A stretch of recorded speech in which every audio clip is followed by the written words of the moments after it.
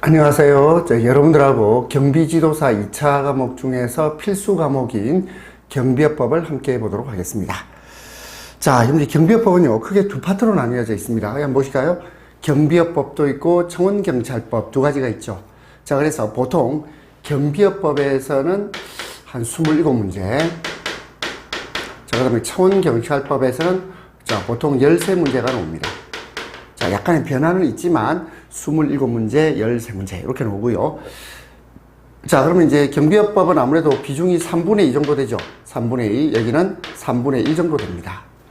자, 그리고 철저하게 법 규정이 시험에 나옵니다. 그래서 법에 관한 문제입니다. 자, 그러면 법에 관한 문제를 공부할 때는 어떻게 공부해야 되냐면요. 일단 그렇습니다. 자, 일단 법률이 있어요. 법률. 자, 경비업법, 청원경찰법 법률이 있고요. 그 법률 밑에 법률을 구체화시키는 뭐가 있냐면 명령이 있습니다. 명령. 그리고 이 명령에는 다시 자, 대통령령이 있고, 자, 대통령령, 그 다음에 총리령과 자, 부령이 있거든요. 자, 근데 실제로 이 명령 중에서는 대통령령과 부령이 가장 대표적으로 많이 만들어집니다. 그리고 이 대통령령을 시행령이라고 하고요. 그리고 부령을 시행규칙이라고 합니다. 자, 그럼 이제 여러분들이 공부할 내용이 이제 정해졌습니다. 자, 일단 우리는 법률로서 경비업법과 청원경찰법을 공부를 하고요. 자, 그 다음에 이 명령으로서 시행령과 시행규칙, 그리고 이 시행령이나 시행규칙 안에는 뭐가 있냐면, 여러분들 들어봤는지 모르겠네요. 여기 보면 별도의 도표라고 해서 별표 규정이 있어요. 그래서 자, 우리가 공부할 내용은 자, 법, 그 다음에 명령으로서 시행령, 시행규칙, 그 다음에 별표, 여기까지를 공부하시면 됩니다. 그럼 철저하게 법 조문을 이해를 해야 되는데, 그러면 우리가 법 문제는 어떻게 나오냐면 주로 이런 게 나옵니다. 자, 첫 번째, 주어가 누구냐? 자, 우리 S라고 했지만 이건 주어입니다. 주어, 그죠? 자, 주체가 주어라는 말보다는요. 자, 우리 아무래도 이건 뭐 영어 같죠? S 제가 이렇게 쓰니까 갑자기 S라고 쓰니까 여러분이 좀 갑자기 영어에 대한 공포심이 느껴지는 수도 있겠습니다. 자, 주체. 자, 주체가 누구냐? 일단 이게 시험 문제가 되겠습니다. 누가 하느냐? 주체가 뭐냐? 자, 그 다음에 그 안에 있는 내용은 무엇이냐? 그리고 세 번째는요, 어떤 절차를 거치느냐? 절차 규정. 그리고 문서로 하느냐, 아니면 뭐 전자문서, 구두로도 할 수 있느냐? 형식. 그래서 주체, 내용, 절차, 형식이 가장 대표적인 어떤 우리 법조문을 내는 문제 유형입니다. 자, 그런데다가 또, 우리가 또 어떻게 했냐면 이것이 강행규정이냐, 또는 임의규정이냐.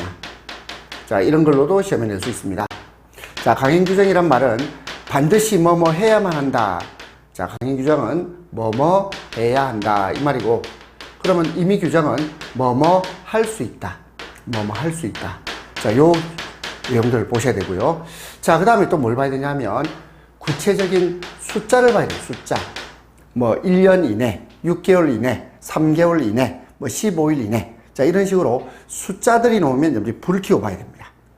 자, 다시 우리가 경비업법을 공부하는 어떤 공부 방법이라고 할까요? 자, 그 내용을 보겠습니다. 우리는 경비업법과 청원경찰법을 볼 것이고, 경비업법은 전체의 한 3분의 2 정도, 청원경찰법은 3분의 1 정도가 됩니다. 자, 그리고 우리가 법을 공부한단 말은 법을 구체화시켜 놓은 자, 시행령이나 시행규칙도 함께 보고요. 그리고 요게 별도의 도표까지도 염두에 두셔야 됩니다. 자, 그 다음에 이 법조문을 이해할 때는 먼저 주체, 내용, 절차, 형식, 그리고 강행규정이냐 임의규정이냐 봐야 되는데 거의 대부분 강행규정이 많겠죠. 자, 이 경비업법은 아무래도 강행규정이 많습니다. 자, 그리고 마지막으로 숫자. 자, 이 숫자들도 염두에 두시면 자, 그러면 어렵지 않을 것이다. 저는 그런 생각을 가지고 있습니다. 자, 그래서 일단 이 책은요, 이 책만 잘 정리하시면 제가 볼 때는 100점 만점에 우리 40문제죠. 총 40문제 중에서 40문제 중에서 몇 점 받아야 합격할 수 있나요? 이렇게 물어본다면 우리가 합격 카트라인이 합격선이요. 보통 한 35문제. 이 35문제니까 87.5점. 87.5점이면 안정권이다. 이렇게 말할 수 있습니다. 합격권이 되겠습니다. 자, 근데 우리가 조금 더 넉넉하게 잡으면 한 36문제는 맞춰야 되죠. 90점. 90점을 목표로 공부를 하십니다.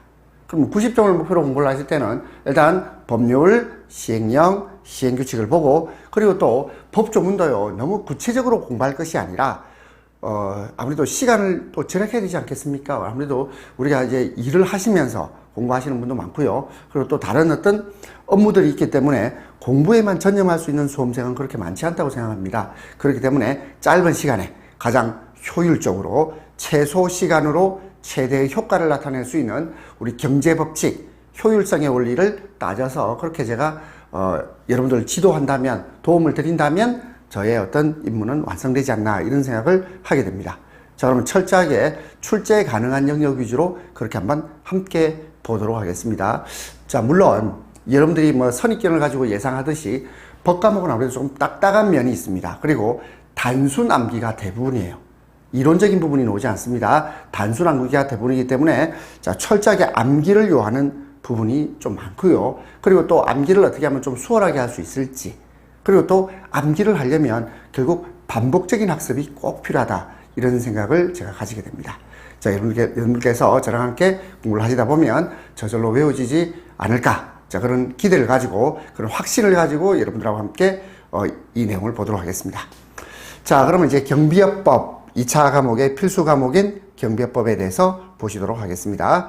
자, 책을 한번 쭉 넘겨보세요. 보니까 출제 빈도 분석표가 나오죠. 자, 그러면 일단 경비업법에 아까 제가 몇 문제 나온다고 그랬죠? 한 27문제 정도 나옵니다. 물론 28문제 나올 수도 있어요. 그래서 27에서 28. 자, 그렇다면 청원경찰법은 13에서 12. 이렇게 했죠? 자, 한번 쭉 보겠습니다. 자, 그러면 이제 전체적인 틀로 한번 보세요. 자, 일단 경비업의 정의. 자, 이 정의란 말은 뭐냐면, 자, 정의란 말은 결국 의를 말합니다. 그러면 경비업의 정의는 결국 법의 규정이 있어요. 그러니까 법 규정을 정확하게 이해하시는 것이고요. 자, 두 번째, 경비업법의 탄생 영역. 이 영역에 대해서는 출제 가능성이 없죠. 보세요. 출제 가능성이 없네. 그럼 이건 빼도 되겠습니다. 그 다음에 세 번째, 경비업 허가. 자, 허가를 누가 하지? 주체. 어떤 내용으로? 그 다음에 어떤 절차나 형식을 거쳐서 경비업 허가 보시고요. 자, 그 다음에 기계 경비 업무에 대해서 공부를 합니다. 그 다음에 이제 경비지도사 및 경비원에 대해서 자, 일반적인 내용을 하고, 그다음에 결격 사유, 시험, 교육, 그 다음에 특수경비원에 대해서 공부를 하십니다. 그리고 경비원의 복장이나 장비나 차량, 그리고 경비원 명부와 배치에 대해서 공부를 하시면 되겠습니다. 자, 그 다음에 이러한 경비업법에 따른 명령이나 또는요 경비업법을 위반했을 때 어떤 행정처분을 받는지에 대해서 한번 볼까요? 경비업 허가의 취소, 그리고 이 자격에 대한 취소나 정지, 그리고 청문 절차. 자, 우리 청문 절차란 말은 자, 이런 뜻입니다. 여기서 청문이라는 단어가 있는데, 자, 청문이란 말은 결국 자, 여러분들 아마 이런 말 들어봤죠? 변명할 기회를 준다, 소명할 기회를 준다. 이게 바로 청문입니다. 청문은 변명할 기회를 주는 절차를 말합니다. 자, 그 다음에 경비협회 보칙. 자, 보칙이란 말은 보완하는 규칙, 이 말이고요. 그 다음 벌칙이 있겠죠. 벌칙. 그리고 비교 경비업법이 있습니다. 자, 근데 비교 경비업법도 출제 가능성이 없네요. 그죠? 쭉 넘어갑니다.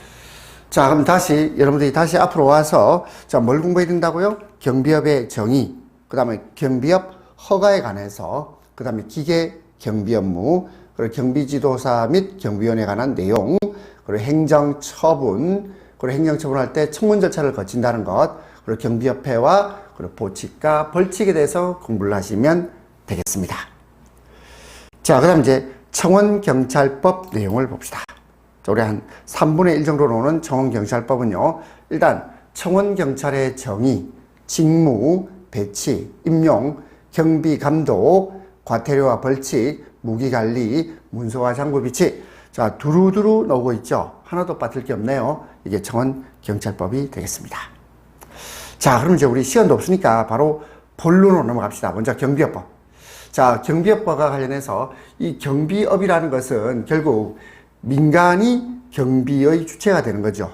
그리고 민간이 경비의 주체가 된단 말은 의뢰자의 의뢰를 받아서 서비스를 제공하는 겁니다.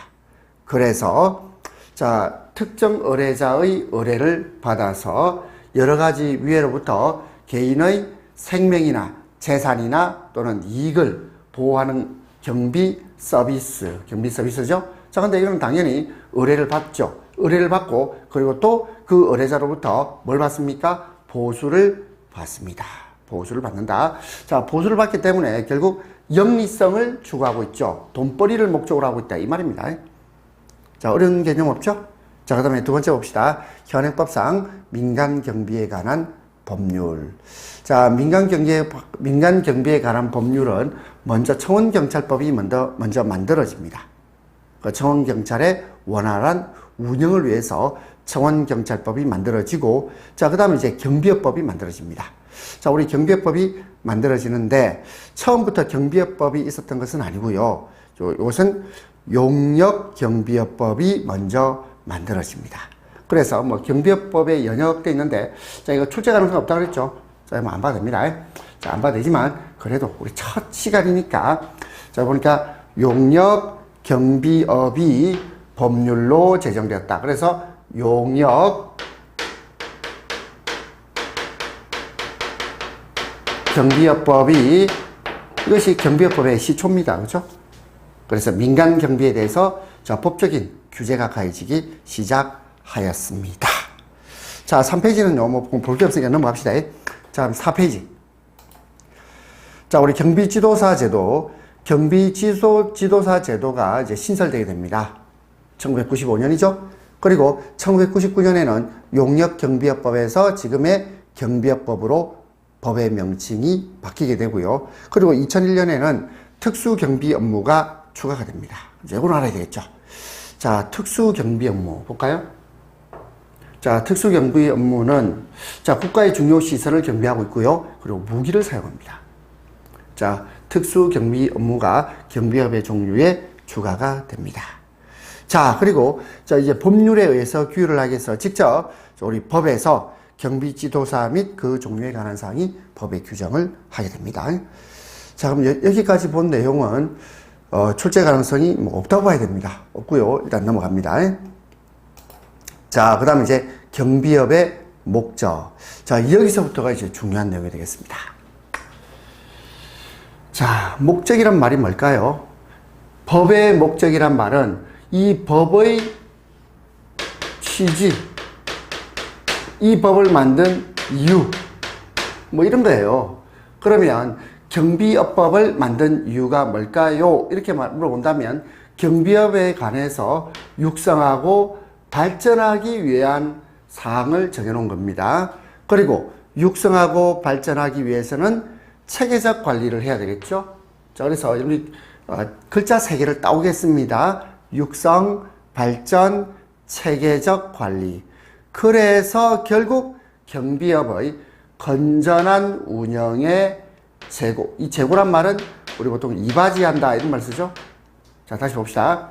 경비업법의 목적은 경비업에 대한 육성, 발전, 체계적 관리를 통한 경비업의 건전한 운영을 이바지하는 것을 목적으로 하고 있다. 자, 그럼 이제 이건 끝난 겁니다. 자, 그 다음에 이제 출제 가능성이 아주 높은 정의 규정에 대해서 보겠습니다. 자, 이제 정의 규정이 출제 가능성이 아주 높습니다.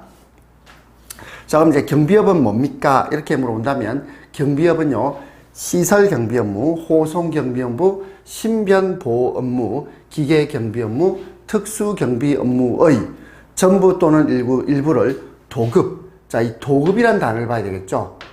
자, 도급이 뭡니까? 이렇게 물어본다면 일의 완성을 목적으로 하는, 자, 일의 완성을 목적으로 하는 계약. 이게 바로 도급이에요. 자, 자, 우리 좀 있으면 또 도급에 대해서 자세히 보겠습니다만은 일단 이렇게 정리합시다.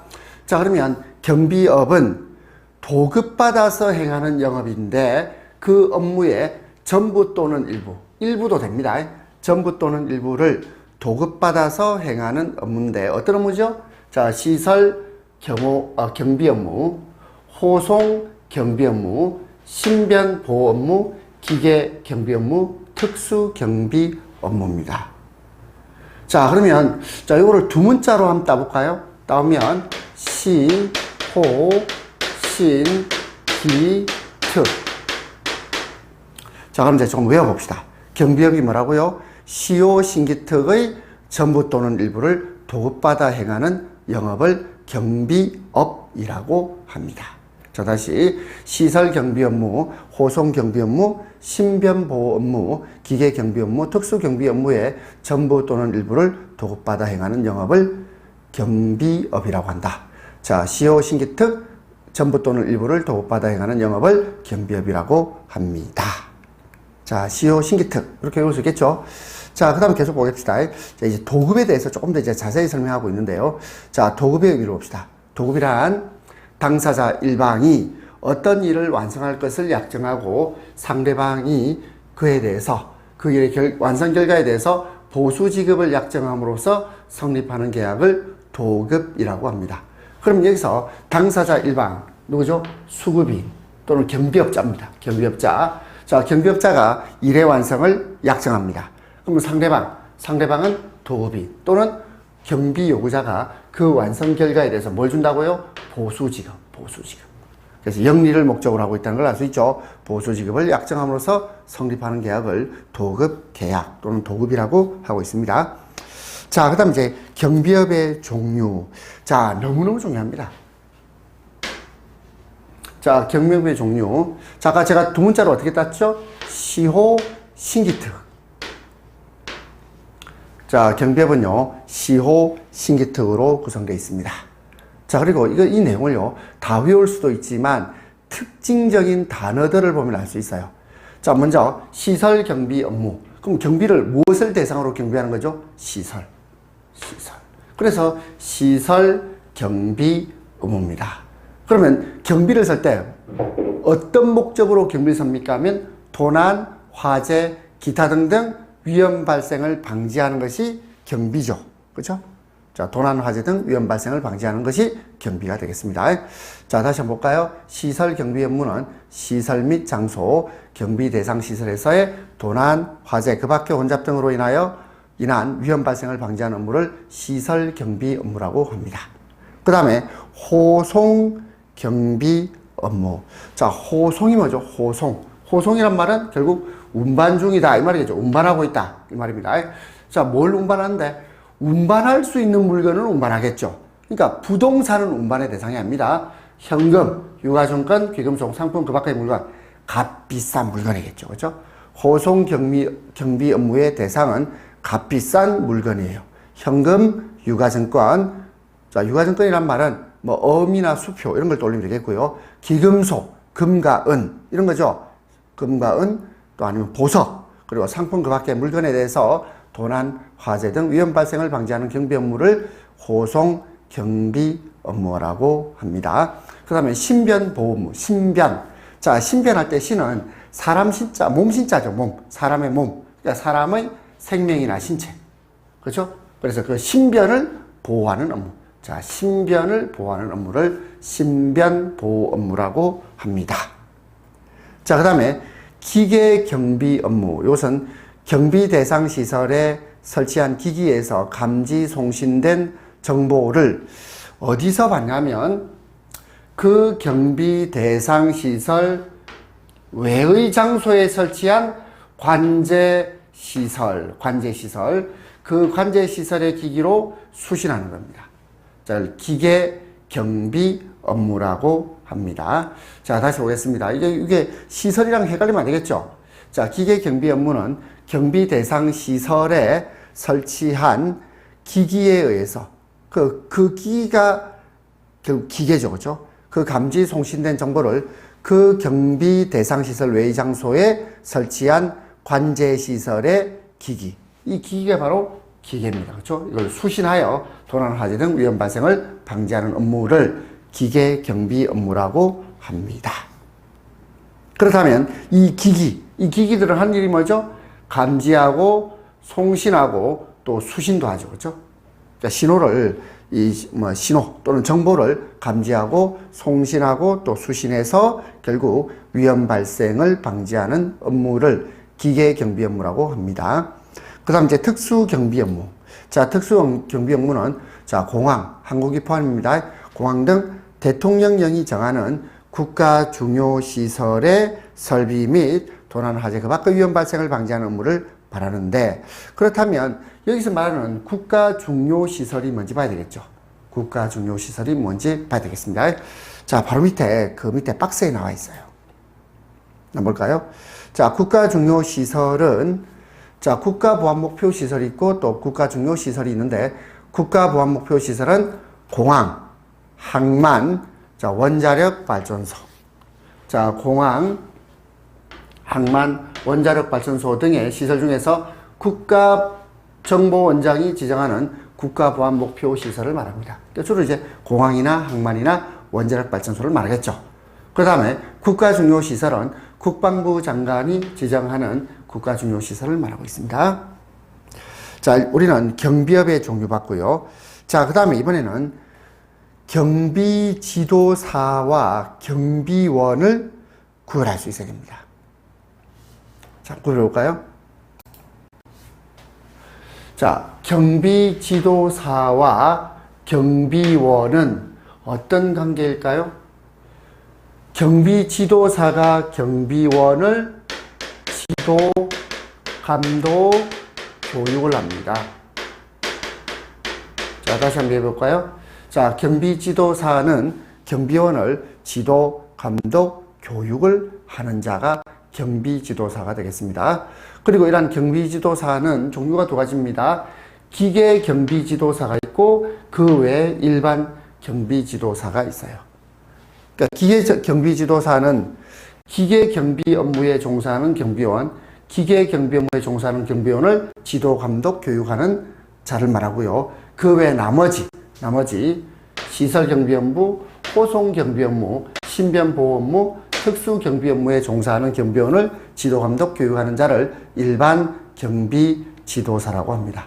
자, 다시 보겠습니다. 경비지도사는 일반 경비지도사와 기계 경비지도사 두 종류로 나눌 수 있고요. 그리고 경비원.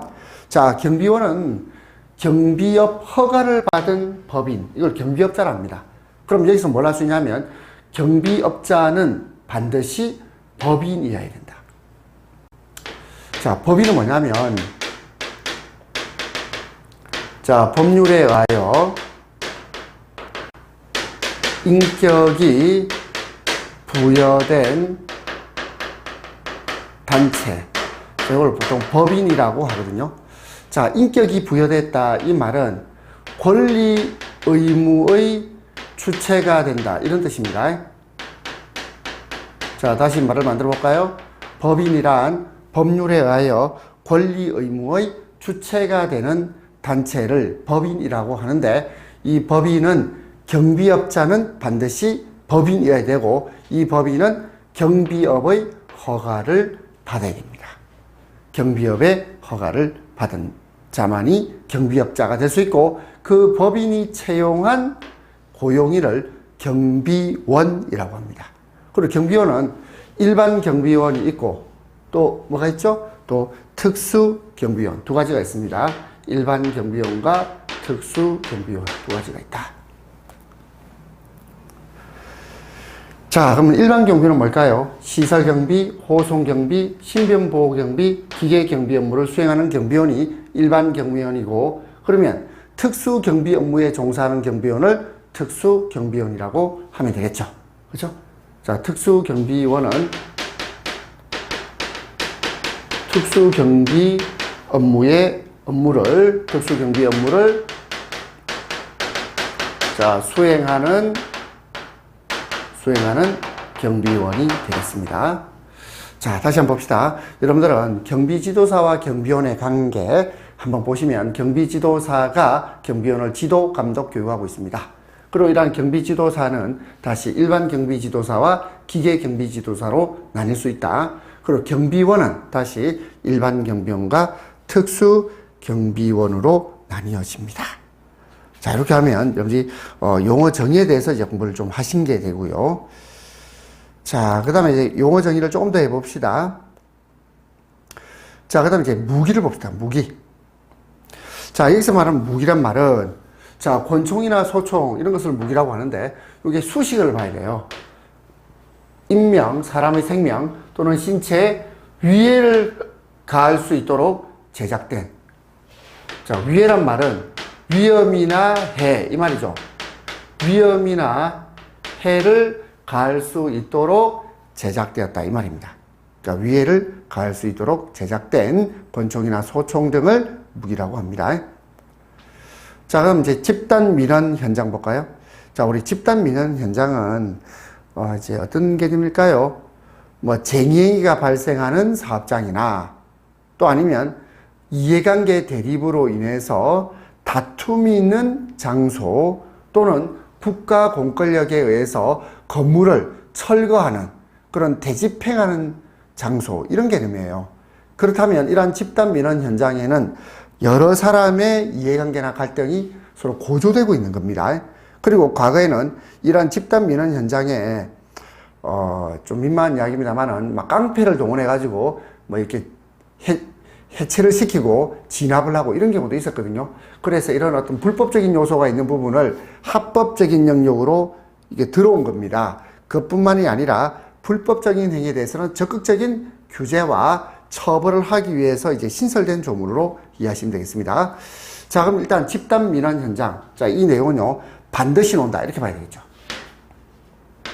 반드시 놉니다. 집단 민원 현장은 반드시 논다. 자, 그러면 한번 기억해 봅시다. 노동조합 및 노동관계 조정법. 자, 이 노동조합 및 노동관계 조정법에서는 노동자의 파업, 쟁의 행위에 대한 규정들이 나와 있는데요. 그래서 자, 노동관계 당사자가 노동쟁의 조정 신청을 한 사업장. 자, 무슨 말이냐면 노동쟁의를 하기 위해서는 이 조정이 사전 절차로서 미리 하는 절차, 사전 절차로서 반드시 있어야 되거든. 그러면 노동쟁의 조정 신청을 했단 말은 결국 쟁의가 일어날 가능성이 굉장히 높은 거예요. 그래서 어쨌든 노동쟁의 조정 신청을 한 사업장 또는 쟁의행위가 발생한 사업장입니다. 자, 이게 발생할 우려, 이러면 틀린 말이 돼. 이게 발생 우려만 가지고는 안 돼요. 안 되고 현실적으로 발생한 사업장이 집단 민원 현장입니다. 자, 두 번째, 도시 및 주거환경정비법. 정비사업과 관련해서 우리 정비사업 하려면 이 건물을 뜯어내고 철거하고 이런 경우가 많거든요. 그래서 도시 및 주거환경정비법에 따른 정비사업과 관련해서 이해대립이 있어서 다툼이 있는 장소. 그 다음에 세 번째, 특정 시설물 설치와 관련해서 민원이 있는 장소. 그럼 이게 여기서 말하는 특정 시설물은 주로 뭐겠습니까? 어떨까요? 사람들이 기피하고 혐오하는 혐오시설이나 또는 기피시설, 이런 것들이 상당 부분이겠죠. 그렇죠? 뭐 혐오시설, 기피시설 이렇게 말하면 뭐 얘가 좀 적절하지는 않지만요. 뭐 방사성 폐기물 처리장이나 쓰레기 소각장, 또 아니면 뭐 장례식장이나 또는 공동묘지, 이런 것들은 아무래도 다툼이 좀 있을 가능성이 있겠습니다. 그 다음에 주주총회와 관련하여 이해관계의 대립이 있어서 다툼이 있는 장소, 또는 건물, 토지 등 부동산 및 동산에 대해서 소유권, 운영권, 관리권, 점유권 등 법적 권리에 대한 이해 대립이 있어서 다툼이 있는 장소. 자, 과거에는 이런 경우에는 깡패들이 막 동원되고 이렇게 했었거든요. 그래서 자, 건물이나 토지에 대해서 이건 내가 점유할 권리가 있다, 이렇게 하면서 뭐 점유권 또는요, 뭐 점유권하고 개념은 좀 다릅니다만은 뭐 유치권을 주장하고 이렇게 했었어요. 유치권. 자, 들어본 적 있습니까? 그래서 건물이나 토지를 점유하면서 자신이 실력 행사하는 거. 자, 이게 바로 집단 민원 현장이 되겠습니다. 자, 그 다음에 100명 이상. 요거 중요하죠. 100명 이상이 사람이 모이는 국제문화예술체육행사장을 집단 민원 현장이라고 합니다. 그 다음에 행정대집행법에 따라서 대집행. 자, 우리 대집행을 한단 말은 대표적으로 뭐냐면 이게 무허가 건물을 철거한다 이 말이에요. 자, 무허가 건물 철거. 이 철거하면 당연히 이 건물에 사는 사람들이 이에 대해서 막 몸싸움을 벌이지 않겠습니까? 이게 바로 집단 민원 현장입니다. 자, 그러면 이런 집단 민원 현장에서 이 무력 충돌에 대해서 이런 별도의 규정을 만든 이유를 생각해 봅시다. 그 이유는 우리가 심화연구에서 뭐 용역 깡패 경비원 이런 말 있죠. 그래서 자, 최근 집단 민원 현장에서 발생한 노조원과 경비원 간의 무력 충돌 또는요 부자격의 경비원이 동원되어서 폭력 사태가 일어나는 경우가 많거든요. 그래서 이것을 좀 어떻게든 규제를 해야 되겠다라고 생각을 한 겁니다. 그래서 경비업 허가 요건을 강화시켰어요. 나중에 경비업 허가 요건에 대해서 볼 테고요. 그 다음에 노사분규, 재개발 현장 등 집단 민원 현장을 법률에 명확히 규정하고 있습니다. 그리고 이거 다 중요합니다. 자, 집단 민원 현장에 경비원을 배치할 경우에는 배치 48시간 전까지 관할 경찰 관서장의 배치 허가를 받아야 됩니다. 배치 허가 받고, 그리고 또 불법적인 행위에 대해서는 규제와 통제가 가해지고 이를 위반했을 때는 처벌하기도 합니다. 자, 우리는 경비업법에 대해서 정의 규정까지 봤습니다.